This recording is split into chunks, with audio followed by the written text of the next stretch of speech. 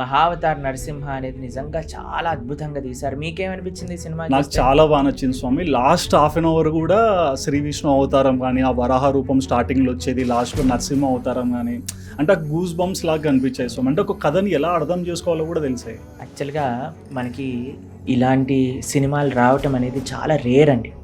మీరు చూస్తే స్టార్టింగ్లో అసలు ఈ సినిమాకి థియేటర్లే ఇవ్వలేదట. దాని తర్వాత ఎప్పుడైతే జనాలు వెళ్ళాలి, ఇంకేం లేదండి దీంట్లో, ఏమి స్టార్డన్ లేదు, ఏం లేదు, మొత్తం మౌత్ పబ్లిసిటీ.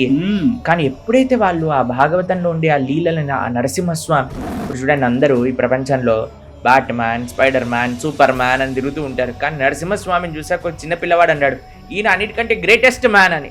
పురుషోత్తముడు అంటారు చూడండి భగవంతుణ్ణి.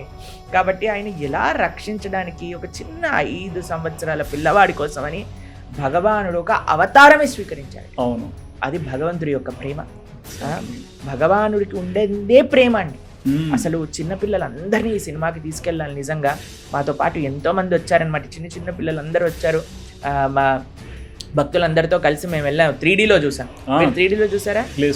నార్మల్ చేసి 3Dలో అయితే ఇంకా బ్రహ్మాండంగా, వైభవంగా నరసింహస్వామి మన ముందే ప్రత్యక్షమైనట్టుగా అనిపిస్తుంది అనమాట. కాబట్టి అందరూ సనాతన ధర్మానికి చెందిన ప్రతి ఒక్కళ్ళు ఈ సినిమా చూస్తే రేపొద్దున ఇలాంటి సినిమాలు ఇంకా తీయగలుగుతారు.